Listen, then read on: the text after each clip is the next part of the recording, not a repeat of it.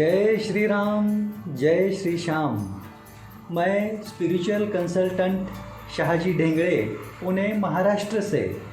अभी ये जो वीडियो बनाए जा रहा हूँ मैं, इसकी वजह यह है, कुछ दिन पहले उत्तर प्रदेश प्रयागराज में से एक बहन जी मेरे पास उनकी किसी समस्या का हल निकालने हेतु मेरे अपॉइंटमेंट लेके मुझे मिलने आई थी। तो उस दौरान हमारे बीच जो बातचीत हो रही थी, तब मैंने उनके कुलदेवता कुलदेवी के बारे में जब पूछा तो उनके मुंह से ऐसा सुनने आया कि उन्होंने बताया, दादा हमारे जो गुरुजी है उनके पास से हमने दीक्षा लेते समय उन्होंने हमें नाम जप करने के लिए जो बोला था और जो मंत्र दिया था, बस वही करो ऐसा हमको कहा गया था। और ये करते समय इतना भी आपने किया तो आपको किसी अन्य देवी देवता का, कुल देवता का, कुलदेवी का कुछ भी करने की ज़रूरत ही नहीं है, ऐसा उन्होंने बताया था। अभी देखिए, मैं किसी के ज्ञान को चुनौती नहीं दे रहा हूँ, गलतफहमी बिल्कुल भी मत करना। मैं गुरु इस शब्द की महत्ता बड़ी अच्छी तरीके से विस्तार से जानता हूँ। मेरे गुरुदेव श्री सद्गुरु कृष्णनाथ महाराज की जो देन है मुझको, वो श्री नवनाथ महाराज का सिद्धि सत्व हो या अन्य तरीके का ज्ञान हो, जो गुरु ज्ञान मुझको मिला है, उससे मैं ये तो बात समझ सकता हूँ कि गुरु इस शब्द की महत्ता इतनी है कि एक अच्छा शिष्य बनने के लिए भी कई जन्मों का अंतर तय करना पड़ता है। एक अच्छा शिष्य बनना भी बहुत बड़ी कठिन बात है। गुरु तो बहुत आगे की बात हो गई।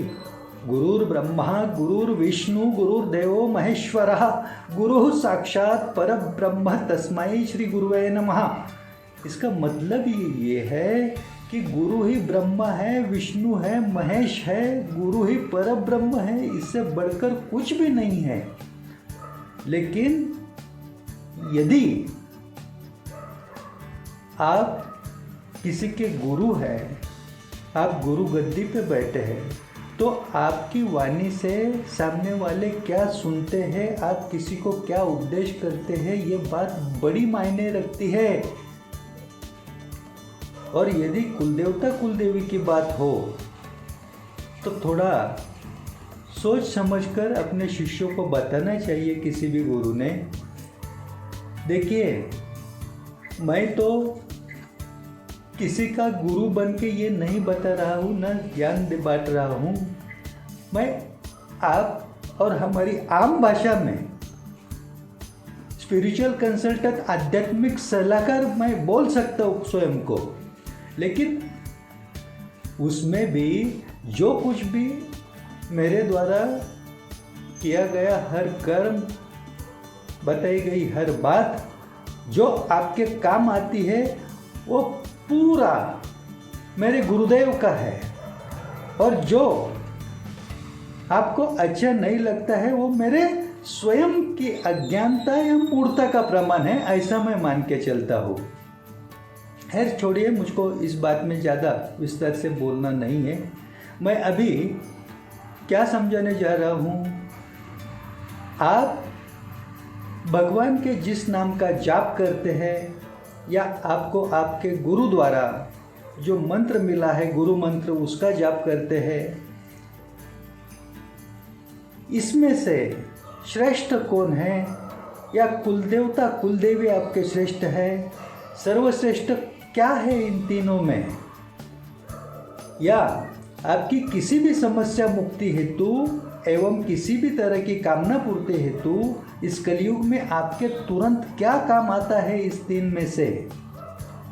यह सिर्फ आपको समझ में आए इसीलिए अभी ये वीडियो मैं बना रहा हूँ। अन्यथा यदि आप हमारे 4 यूट्यूब चैनल में से किसी यूट्यूब चैनल पर अभी ये वीडियो देख रहे होंगे, मतलब श्री नवनाथ सत्व तीर्थ नाम से एक यूट्यूब चैनल है, भक्ति टीवी 9 नाम से दूसरा है, रामनाम महिमा सेवा मंडल इस नाम से तीसरा चैनल है, और शाहजी ढेंगड़े चालीसा रचनाकार इस नाम से सर्च करते हैं तो माता तंत्र शाबर मंत्र नाम का यूट्यूब चैनल नज़र आता है। यदि इन 4 यूट्यूब चैनल में से किसी चैनल पर आप ये वीडियो देख रहे हैं तो इसी वीडियो पर पिछले 4-5 सालों में मैंने कुल देवता और कुल देवी ये दोनों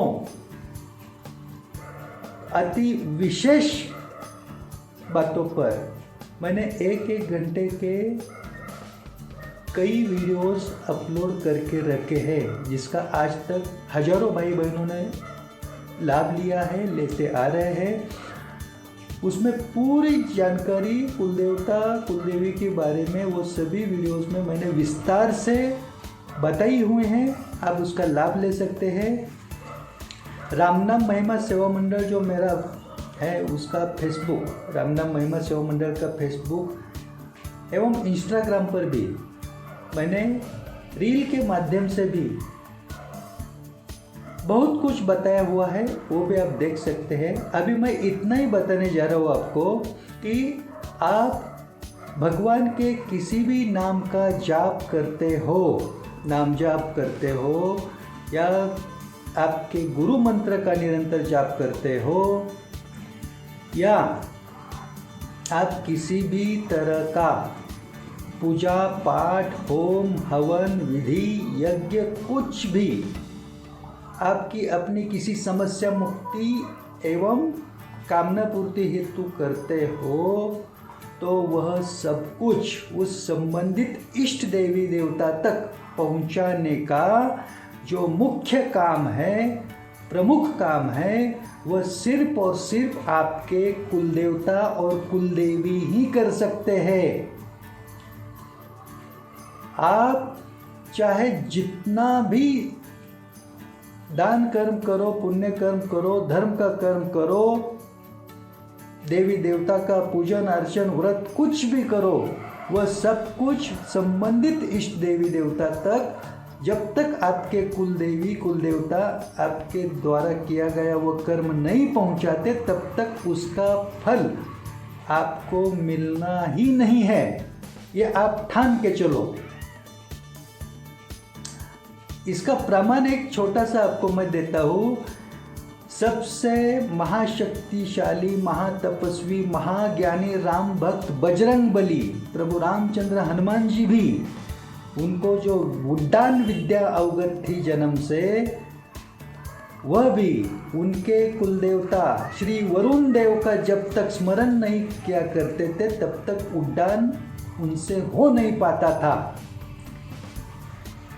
यह विस्तार से दृष्टांत मैंने अपने पिछले वीडियो में भी बताया है, अभी उसमें वक्त नहीं ज़्यादा मैं अभी देता, अब समझ के लेना वो वीडियो के माध्यम से। हाँ, मतलब यदि बजरंग बली का भी, हनुमान जी का भी उनके कुल देवता के बिना कुछ हो नहीं पाया, तो हम और आप चीज़ क्या है? कुल देवी और कुल देवता, इनके बगैर किसी मंगल कार्य की शुरुआत भी नहीं होती। आपने कभी महसूस किया होगा, देखा होगा, तो किसी बड़जी पंडित जी गुरुजी के द्वारा आप जब कोई मंगल कार्य घर में बनाते हैं, शादी ब्याह का हो, वास्तु पूजा का हो, किसी शांति पाठ का हो, कुछ भी हो, आपके कुल देवता का आवाहन किया ही जाता है। क्यों? क्योंकि वह उस देवी देवता तक पहुंचाने का, उसमें यश देने का काम कुल देवी और कुल देवता के पास ही है। ये ध्यान में रखना। इसलिए नाम तो भगवान का श्रेष्ठ है ही, नाम से बढ़कर कुछ है नहीं। तुलसीदास गोस्वामी जी ने श्री रामचरितमानस में, मतलब रामायण में लिखा है कलयुग केवल नाम आधारा, सुमिर सुमिर कर नर उतर ही पारा। नाम की महत्ता तो है ही, नाम तो भगवान से भी बड़ा है। मतलब अपने कुलदेवी कुलदेवता का भी आप नाम नहीं पुकारते हो तो वह आपकी ओर ध्यान ही नहीं दे पाएंगे।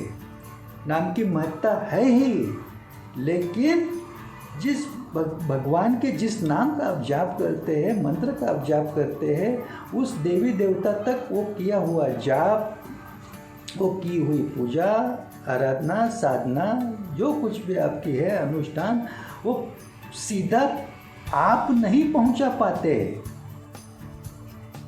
सीधा उस देवी देवता तक पहुंचाने के लिए जो पात्रता होनी चाहिए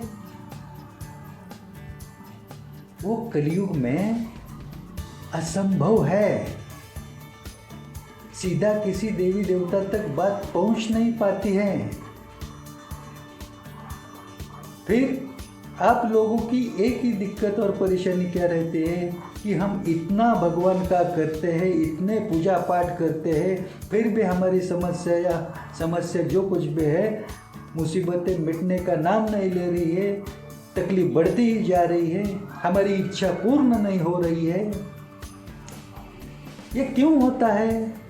क्योंकि जो कुछ भी किया जाता है हमारे द्वारा उपाय के तौर पर, वो उस देवी देवता तक पहुंचाने के लिए हमारे कुलदेवता कुलदेवी हमारा साथ ही नहीं दे रहे हैं। हाँ, इसीलिए कुलदेवता कुलदेवी को सबसे पहले कायम प्रसन्न रखना बहुत जरूरी है।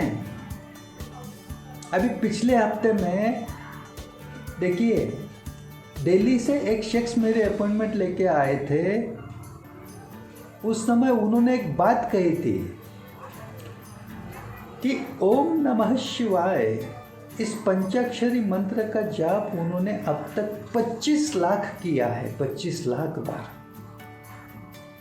लेकिन उतना जाप होने के बावजूद भी उन्होंने कहा मुझको किसी बात का आज तक दादा अनुभव ही नहीं हुआ ईश्वरी कृपा का। अभी देखिए, ब्रह्मांड में ओम नमः शिवाय ये जो मंत्र है, पंचाक्षरी मंत्र, ये सबसे बड़ा मंत्र है। ये मंत्र नहीं कमजोर पड़ा इनके लिए।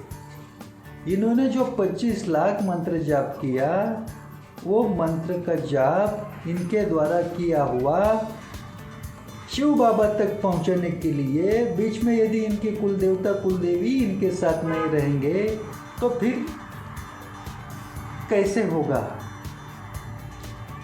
जब मैंने उनको कुलदेवता कुलदेवी का क्या करते हो ऐसा पूछा तो उन्होंने बोला कि दादा हमारे कुलदेवता और कुलदेवी का नाम भी हमको मालूम नहीं है, हमको पता ही नहीं उनके बारे में।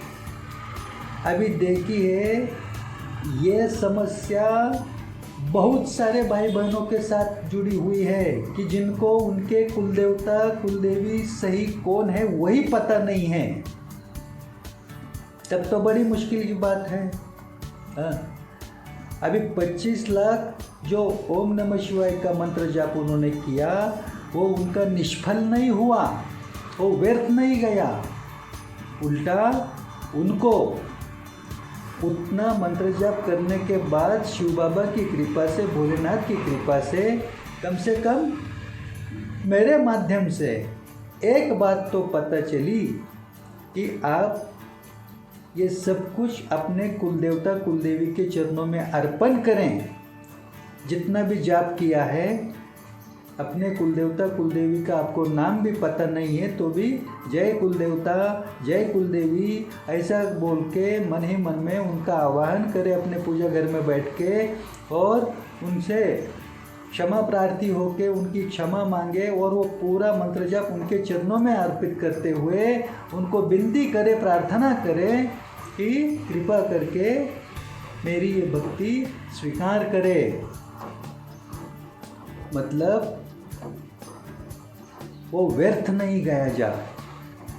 कुलदेवता कुलदेवी की आपके ऊपर वो जो नाराज़ी होगी, वो असंतुष्टि होगी, वो ये समर्पण भाव से दूर होते हुए आपको उसका फल जरूर मिलेगा।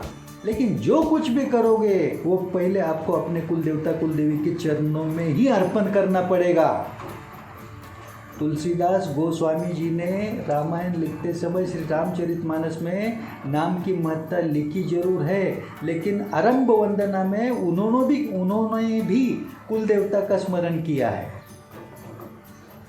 अभी वर्तमान समय में जाने माने संत महात्मा जो कुछ भी है, अभी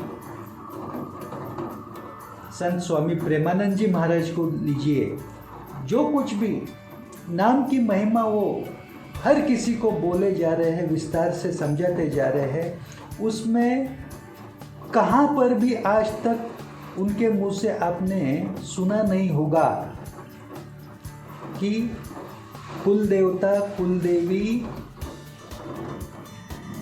कम महत्ता रखते हैं, या कुल देवता कुल देवी का कुछ भी किए बगैर भी आप नाम जाप करें, कुल देवता कुल देवी का कुछ किया नहीं तो भी चल सकता है, इतना बड़ा नाम है भगवान का, ऐसा उनके मुंह से भी आज तक आपने सुना नहीं होगा। बागेश्वर धाम के धीरेन्द्र शास्त्री जी महाराज भी अपनी कथाओं में जो कुछ भी नाम का राम नाम का गुणगान गाते हैं, उन्होंने तक आज तक नहीं बताया होगा, आपको किधर नज़र नहीं आया होगा कि ऐसा कहा हो कि कुल देवता कुल देवी का कुछ किए बगैर भी आप नाम जप लो, आपका सब कुछ हो जाएगा। अरे फिर ऐसे आज तक कितने भाई बहन भगवान के किसी न किसी नाम का जाप निरंतर करते चल रहे हैं,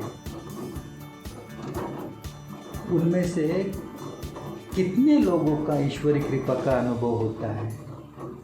हाँ, कितने लोगों की दिक्कत वही है कि हम इतना नाम जप करते, इतना मंत्र जप करते हैं, तकलीफ ही तकलीफ बढ़ती जा रही है।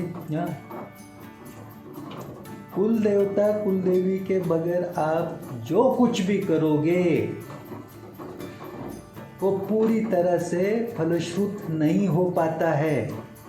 यदि कुल देवता कुल देवी संतुष्ट नहीं है, खुश नहीं है आपके ऊपर, तो हर एक तरह की समस्या मुसीबत छोटी से बड़ी तक एक के बाद दूसरी दूसरी के बाद तीसरी ऐसी आपकी ज़िंदगी में चलती ही रहेगी। ठान के ले लो, घर में कलह कलेश, बार बार बीमारी, निर्धनता, कर्ज, काम कारोबार में अपयश, संतान के बारे में तो संतान की प्राप्ति को लेकर, संतान यदि है भी तो उसकी पढ़ाई, करियर, शादी ब्याह में दिक्कत, ये हर एक समस्या का सामना करना पड़ता है यदि कुल देवता कुल देवी संतुष्ट ना हो आपके द्वारा। तो इस कलयुग में वर्तमान समय में आप भगवान के किसी भी नाम का जाप करो, जितना मर्जी करो, गुरु मंत्र का जाप करो, लेकिन यदि वह अपने कुल देवता कुल देवी के चरणों में अर्पण करेंगे तो ही काम में आएगा, यह ठान लो। इसलिए सबसे पहला कर्तव्य आप सभी का यही होना चाहिए कि अपने कुल देवता कुल देवी प्रसन्न होने चाहिए। कुल देवता कुल देवी ही तुरंत काम आते हैं आपके, क्योंकि आपके जन्म से पहले के कई सारी पीढ़ियों से लगातार निरंतर आपके कुल देवता कुल देवी आपके पूर्वजों के द्वारा पूजते हुए, उनको भोग लगाते हुए, उनकी कृपा पाने के प्रयास में निरंतरता रखते हुए आप तक आए होते हैं। इसलिए सबसे पहले तुरंत वह आपका काम करते हैं, क्योंकि आपके पूर्वज उनके साथ जुड़े होते हैं। आपका श्रद्धा स्थान कोई भी हो, 33 करोड़ देवी देवताओं में से कोई भी आपका श्रद्धा स्थान हो, आपके पसंदीदा भक्ति भाव से श्रद्धा से आप जिस किस भी देवी देवता का करते हो, लेकिन वो करके भी आपको आपके कुलदेवी कुलदेवता के चरणों में ही अर्पण करना है, तभी वो फलद्रुप होगा, उसका फल आपको मिलेगा। ये ध्यान में रखना। और अभी बड़ी मुद्दे की बात आपको समझाने जा रहा हूँ। यदि आपको आपके कुलदेवता कुलदेवी ही पता नहीं है, उनका नाम भी जानते नहीं हैं, तो कुछ उनके लिए करना बहुत दूर की बात हो गई। आप कैसे प्रसन्न कर पाओगे आपके कुलदेवता कुलदेवी को, उनकी नाराज़गी कैसे दूर कर पाओगे, इसका जवाब भी अभी मैं बताने जा रहा हूँ। और यदि आप आपके कुलदेवता कुलदेवी का करते भी है, फिर भी आपकी मुसीबतें हैं, फिर भी आपकी परेशानी है, फिर भी आपकी कामना पूर्ति हो नहीं पा रही है, आप बोलोगे दादा हम तो अपने कुलदेवता कुलदेवी का इतना करते हैं, फिर भी घर में बीमारी है, ये समस्या है, वो अड़चन है। थोड़ा समझ के लीजिए, आप कुलदेवता का करते हैं, कुलदेवी का करते हैं, वो आपके सही कुलदेवता है या नहीं है, एक तो इसकी भी जांच होनी चाहिए, जानकारी निकालनी चाहिए। हाँ, और दूसरी बात क्या करना है कि आप कलयुग में वर्तमान समय में आपका ये जीवन बिता रहे हो, जीवन जिए रहे हो, तो पहले इस कलयुग में, इस वर्तमान समय में जो प्रमुख देवता है, साक्षात जागृत देवता जिसे बोलते हैं, कलयुग का वरदान जिसको मिला है, वो देवता है श्री खाटू श्याम बाबा। बर्बरिक नाथ आपने नाम सुना होगा। उनका शीश राजस्थान के सीकर जिले में खाटू नगरी के खाटू धाम में जो प्रस्थापित है, श्याम नाम से, स्वयं भगवान श्री कृष्ण जी ने द्वापर युग में अपनी संपूर्ण 16 कलाओं की शक्ति उस शीश में प्रदान की है। 14 भुवनों की माता, 14 भुवनेश्वरी चंडिका माता के स्वरूप में आकर उस शीश को अमृतपान करते हुए, माता की शक्ति भी उस शीश में है सम्मिलित, और उनको कलयुग में जो जो कलयुग आगे बढ़ता जाएगा त्यों तो महत्ता बढ़ती जाएगी। जगत कल्याण हेतु, जगत उद्धार हेतु इनकी कृपा बढ़ती जाएगी। ऐसा वरदान श्री कृष्ण जी ने स्वयं का नाम देते हुए, श्याम नाम अपना उनको देते हुए प्रदान किया है। इसका मतलब यह है, यदि आप आपके कुलदेवी कुलदेवता को जानते हैं लेकिन आपके कुलदेवी कुलदेवता आपको नहीं जानते हैं, तब भी यदि आप खाटू श्याम बाबा का श्री खाटू श्याम द्वादश नाम, मतलब श्याम बाबा के 12 नाम, श्री खाटू श्याम द्वादश नाम सुबह शाम एक बार पठन करें।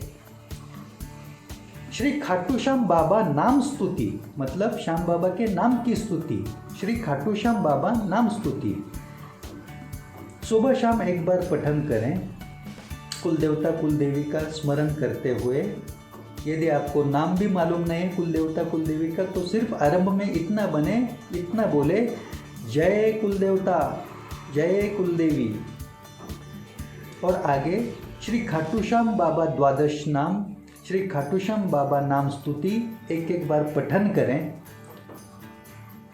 इससे होगा क्या कि आप चाहे सज्जन हो, दुर्जन हो, पापी हो, पुण्यात्मा हो, अज्ञानी हो, ज्ञानी हो, चाहे जैसे भी हो, आपके कुलदेवी कुलदेवता को आपकी ओर ध्यान देना ही पड़ेगा। आपके ऊपर प्रसन्न कृपा दृष्टि बनाए रखनी ही होगी, क्योंकि आपने कलयुग के प्रमुख देवता को समर्पण करते हुए उनको पुकारा है, अपने कुलदेवी देवता को। इसलिए अपने कुलदेवी कुलदेवता को अखंड प्रसन्न रखना प्रथम और परम कर्तव्य मानकर जिंदगी जीने का प्रयास करें। और हर सुख का भोग प्राप्त करें। सुख, समृद्धि, धन, संपदा, वैभव, ऐश्वर्य, उत्तम निरोगी स्वास्थ्य, किसी बीमारी का सामना न करना पड़े, इस हेतु श्री खाटू श्याम द्वादश नाम और श्री खाटू श्याम बाबा नाम स्तुति का रोज एक एक बार पठन करते हुए ब्राह्मण भोजन सेवा करें। ब्राह्मण भोजन सेवा मतलब कम से कम 3 ब्राह्मणों को भोजन देना।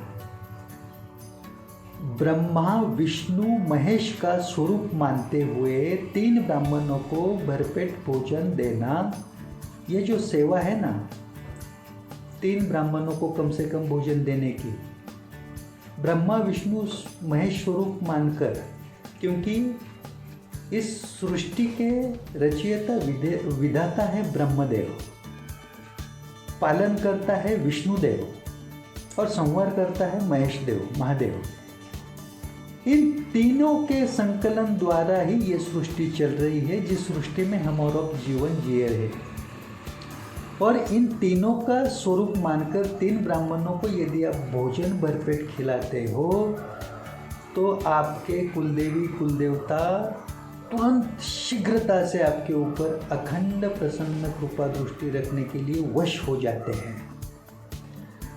और उसके साथ गौ सेवा हेतु जो जो आपको करना संभव हो, गौ माता का पालन पोषण, उसको चारा देना, उसको जो कुछ भी शारीरिक व्याधि हो, पीड़ा हो, उसके संकलन में दवाई का खर्चा हो, कुछ भी हो, वैद्य का खर्चा हो, ये दोनों सेवाओं में, ब्राह्मण भोजन सेवा और गौ सेवा में, आपने आपके कमाई का कुछ हिस्सा यदि आप डोनेट के तौर पर दान करते हैं तो वो आपका धन, आपकी वो धनराशि ब्राह्मण भोजन की सेवा में खर्च होने के बाद, गौ सेवा में खर्च होने के बाद, वह ब्राह्मण भोजन सेवा, वह गौ सेवा आपके इतने काम आती है कि आपको आपके कुलदेवी और कुलदेवता प्रसन्न होकर आपके समस्या मुक्ति में, आपके कामना पूर्ति में आपका सहयोग करेंगे ही करेंगे। और ऐसी सेवा का आपको घर बैठे ही लाभ हो, इसलिए इसी वीडियो में आगे आपको एक QR कोड दे रहे हैं या बैंक अकाउंट डिटेल्स दे रहे हैं, और दोनों में से किसी पर भी यथासंभव ब्राह्मण भोजन सेवा एवं गौ सेवा हेतु जो कुछ भी बने आपसे धनराशि भेजने का प्रयास करते हुए घर बैठे ही ब्राह्मण भोजन सेवा का पुण्य फल पाएँ, गौ सेवा का पुण्य फल पाए और अपने कुलदेवी कुलदेवता का अखंड कृपाशीर्वाद अपने घर परिवार में कायम बनाए रखे। धनराशि भेजते समय जय श्री कुलदेवता, जय श्री कुलदेवी ऐसा जरूर अपने मन में बोले, यदि आपको अपने कुलदेवता कुलदेवी का नाम मालूम ना हो तो, और यदि आप नाम जानते हैं आपके कुलदेवता कुलदेवी का, तो वो नाम का स्मरण करते हुए धनराशि भेजें। और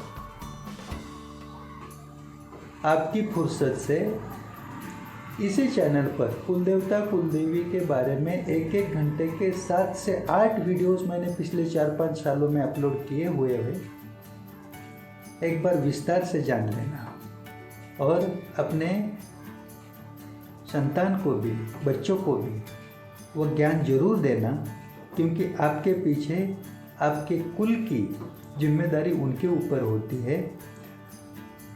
क्योंकि संतान समस्या के मुक्ति हेतु भी किसी भी तरह की समस्या हो, आपको ब्राह्मण भोजन, गौ सेवा, इसके द्वारा ही कुलदेवता कुलदेवी संतान की भी हर समस्या दूर करने में आपकी सहायता करते हैं।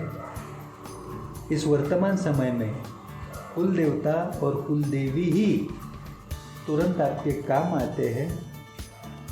ये मैंने आपको विस्तार से समझाने का प्रयास किया है और इसी के साथ यह वीडियो का भक्ति पुष्प, यह मार्गदर्शन का प्रयास हमारे आपके सभी के कुल देवी और कुल देवता के चरणों में समर्पित करते हुए आप सभी को जय श्री राम, जय श्री श्याम, जय श्री राम, जय श्री श्याम, जय श्री राम।